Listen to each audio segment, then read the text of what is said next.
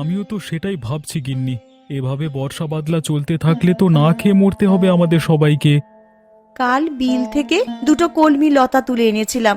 কাল কিছুটা রান্না করেছি আর আজকের জন্য রেখেছি, কিন্তু ঘরে যে কোনো চাল নেই যে রান্না করব। আশেপাশে দুই এক বাড়িতে গিয়ে একটু খোঁজ নিয়ে দেখো। আজকে আকাশটা মেঘলা হয়ে আছে, কিন্তু বৃষ্টি শুরু হয়নি এখনো। এর মধ্যে নদীতে গিয়ে জাল ফেলে দেখি মাছ পাওয়া যায় কিনা। আশেপাশে আর কার বাড়িতে যাব? সবারই তো একই অবস্থা। বৃষ্টির চোটে কেউ তো এই কয়দিন ঘর থেকে বের হতে পারেনি। তাহলে তুমি দুটো গমের আটার রুটি বানাও গিন্নি। আজকের রাতটা না হয় আমরা আটার রুটি আর কলমি ডাঁটা সেদ্ধ খেয়েই থাকবো। সে না হয় করলাম, কিন্তু যেভাবে বৃষ্টি শুরু হয়েছে, বানের জল ভেসে আসা শুরু হলে তো বন্যা হয়ে যাবে গো।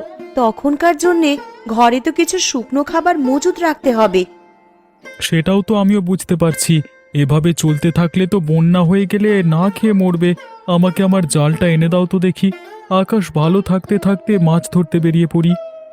ঘরে শুকনো মুড়ি আছে, দুটো চিবিয়ে যাও, না হলে পরে আবার খিদে লাগবে। না না, এখন আর কিছু খাবো না। দেখি কয়টা মাছ পেলে বাজারে নিয়ে বিক্রি করব। ওই টাকায় চাল আর কিছু সবজি নিয়ে আসা যায় কিনা দেখি। রান্নাঘরে দেখো, একটা ব্যাগের ভিতরে জাল রাখা আছে, সেখান থেকে জাল আর মাছ রাখার পাত্রটা নিয়ে যাও। ঠিক আছে, আমি তবে বের হলাম গিন্নি। সাবধানে যেও।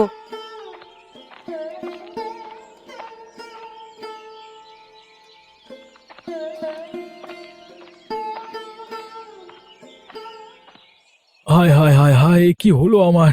জমিতে যে জল জমতে শুরু করেছে। কিছুদিন হলো কেবল ধান তুলেছি, এখন জল জমলে যে আর গাছগুলো বাঁচবে না, সব জলের নিচে পচবে।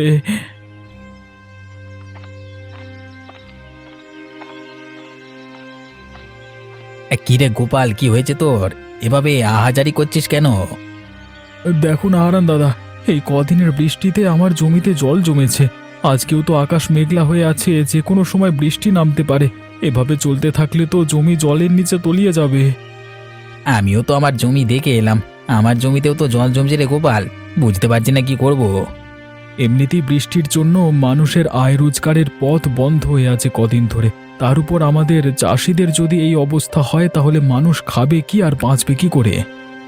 এখন থেকেই আমাদের আগাম প্রস্তুতি নিয়ে রাখতে হবে, নাহলে পরে আমাদের বিপদে পড়তে হবে।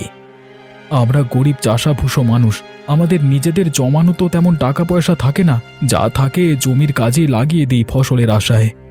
তা তুই ঠিকই বলেছিস গোপাল, আমরা তো ফসলের আশায় কত কি বিসর্জন দিই। আর শেষকালে যদি ফসলের এমন হাল দেখি, তাহলে তো আমাদের আর চাষবাস করবার ইচ্ছেটাই মরে যাবে। এক কাজ করলে কেমন হয় দাদা? কি কাজ? আমরা যদি সেচে জমির জল সব বাইরে ফেলে দিই, তাহলে কেমন হয় বলো তো? তুই খেপেছিস নাকি রে গোপাল? এই এত জল কি সেচে শেষ করা সম্ভব? কি করব বলো, জমির এমন হাল দেখে মাথায় যা আসছে তাই বলে ফেলেছি। বিপদের সময় এমন অস্বাভাবিক চিন্তা মাথায় আসে, কিন্তু তাই বলে তো আর বোকার মতো সেটা করতে গেলে হবে না। তাহলে এখন আমরা কি করব দাদা? কি আর করব, আকাশ পানে চেয়ে থাকা ছাড়া কোনো উপায় নেই। আকাশে রোদ উঠলে এই জল শুকিয়ে যাবে, তখন আবার ফসল বোনা যাবে যদি এগুলো নষ্ট হয় তো। আবার ফসল বুনবার মতো সামর্থ্য এখন আমার নেই দাদা। আর তাছাড়া আকাশের যা হাবভাব দেখছি, তাতে করে মনে হয় না এই বৃষ্টি এত সহজে যাবে। সে পরে দেখা যাবে, এখন এখানে বিলাপ করে লাভ নেই, চল বাড়ির দিকে যাই আমরা।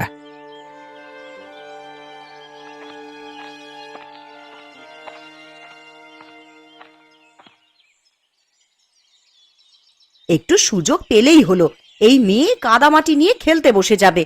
জামা কাপড় ময়লা হলে আজ তোর কপালে দুঃখ আছে ননি, এই আমি বলে দিলাম। আমার একটু খেলাধুলো তোমার সহ্য কেন হয় না বলো তো মা? তোর খেলাধুলো আমার সহ্য হবে কি করে? খেলা করতে গেলেই তো জামা কাপড়ে কাদামাটি মাখিয়ে আসিস। এই বৃষ্টি বাদলার দিনে আমি জামা কাপড় শুকাতে দেব কোথায়?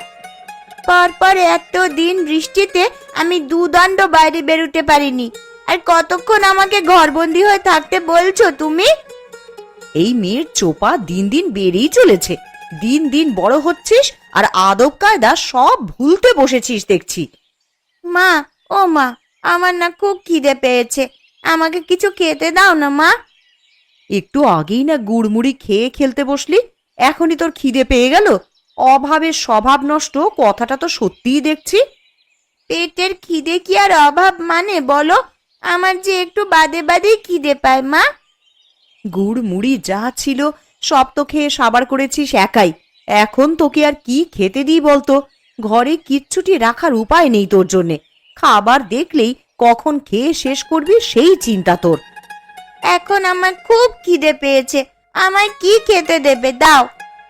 রান্নাঘরে পান্তা ভাত রাখা আছে তোর বাবার জন্য, সেখান থেকে কিছু ভাত নিয়ে খা, আর বাকিটুকু তোর বাবার জন্য রেখে দে। পান্তা ভাত কি দিয়ে খাবো মা? তরকারি কি কিছু আছে? না, পেঁয়াজ আর লঙ্কা দিয়ে ডোলে খা। দুপুরে কচু ঘন্ট করে দেবো খন। শুধু পেঁয়াজ আর লঙ্কা দিয়ে কি ভাত খাওয়া যায় নাকি? তুমি আমাকে অন্য কিছু বানিয়ে দাও না মা। ঘরে আর কিচ্ছু নেই রে মা, এখন পান্তা ভাত খা। একটু বাদেই তো আবার দুপুরের রান্না বসাবো। রান্না হয়ে গেলে তখন আবার গরম গরম ভাত খাস। ঠিক আছে মা, তাই দাও তবে আমাকে। তুই রান্নাঘরে গিয়ে নিজে নিয়ে খা না, আমি দেখি কচুগুলো কেটে ফেলি। আর সাবধানে যাস, উঠানে আবার পা পিছলে পড়লে কিন্তু ব্যথা পাবি।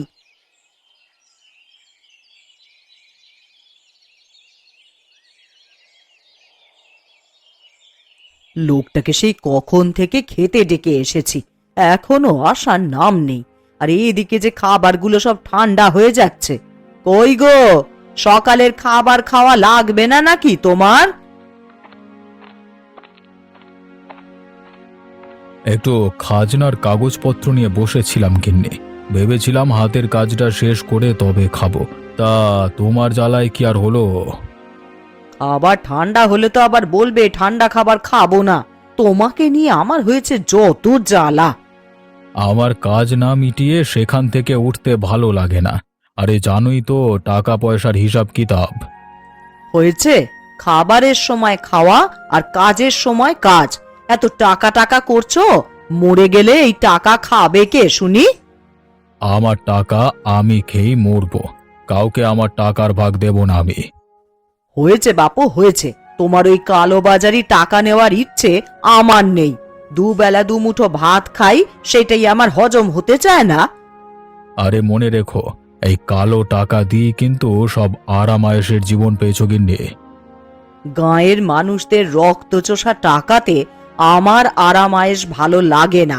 তুমি ভালো করেই জানো যে আমি বিলাসিতা পছন্দ করি না। আর হতভাগাদের থেকে মেরে আনা টাকা তো আমাকে আয়েশ দিতে পারে না। খেতে এসে তোমার নীতি কথা শুনি তো পেট ভরে